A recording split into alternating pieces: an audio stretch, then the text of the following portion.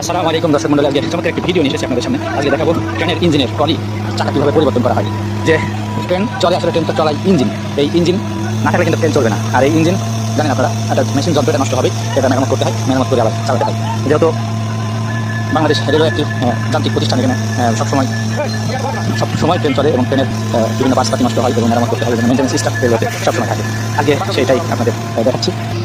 আমরা শুধু ট্রেনে চলি, কিন্তু আসলে ট্রেনে যে কীভাবে ট্রেনগুলো চলে সেটা কিন্তু আমরা জানি না। সেগুলো আস্তে আস্তে করে আপনাদের দেখাই, আপনারা দেখে থাকুন। এবং আমার পেজে এই ধরনের অনেক ভিডিও আছে, ট্রেন চালাতে অগ্রণী ভূমিকা তারা পালন করে, কাজের অক্লান্ত পরিশ্রমে ট্রেন চলে, সেগুলো কিন্তু আমাদের জানা প্রয়োজন। মেকানিক্যাল তার মধ্যে একটি অন্যতম প্রতিষ্ঠান এবং দেখতে পাচ্ছেন এই ট্রেনের ইঞ্জিন সবসময় সচল রাখতে হবে। ট্রেনের ইঞ্জিনের মেনটেন্যান্স সিস্টেম সবসময় কাজ করতে হয়। কোনো না কোনো ইঞ্জিন, ধরেন এখন অনেক ইঞ্জিন বড় গেজের মিটার অনেক ইঞ্জিন বাংলাদেশের বিভিন্ন জায়গায় আমাদের রেলের ওয়ার্কশপ আছে, সেগুলোতে কাজ হয়, সেগুলোতে মেরামত সম্পন্ন করে কিন্তু ট্রেনগুলো কাজ করে, ইঞ্জিন চলে আসে নিয়ে।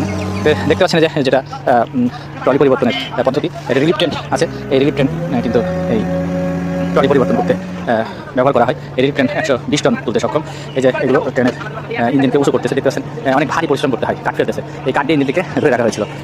ইঞ্জিনটি যখন উঁচু করে ট্রলিটা বের করে নেওয়া হয়, তখন কিন্তু কাঠ দিয়ে ইঞ্জিনটিকে আবার রেখে আবার আরেকটি ট্রলি ধরে নিয়ে এসে তারপরে কিন্তু আস্তে আস্তে আবার ট্রলি ঢুকিয়ে দেওয়া হবে।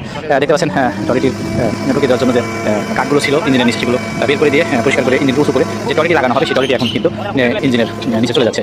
এবং সেটা কিন্তু ম্যানুয়ালি করা হয়, সেটা কিন্তু হাত দিয়ে ঠেলে ঢোকানো হয়।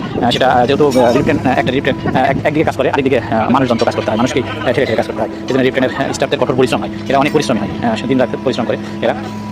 দেখতে পাচ্ছেন উঁচু করে কাঠগুলো, অনেক ভারী ভারী কাঠগুলো ফেলে তারপরে ট্রলিকে ঠেলে ঢুকিয়ে দেওয়া হলো। এখন কিন্তু সেন্টার করা হবে, সেন্টার করে সেন্টার পিভট ট্রলির মধ্যে যেটা থাকে, সেটা ট্রলি আর ইঞ্জিনকে যেটা ধরে রাখে, সেটা কিন্তু এখন সেট করে মিলানো হবে। এটা অনেক টেকনিক্যাল পদ্ধতি আছে, খালি বসিয়ে দিলে হবে না, কোন জায়গায় সেন্টার করতে হবে, সেগুলো কিন্তু এখন আস্তে আস্তে করবে। এখানে যারা দক্ষ জনবল আছে, তারা দক্ষতার সহিত কাজগুলো করা হয়। দেখতে পাচ্ছেন সেন্টার পিভট, এখানে বেশ কয়েকটা সিস্টেম আছে যেগুলোর মধ্যে দিয়ে ট্রলিকে ফিট করা হয়।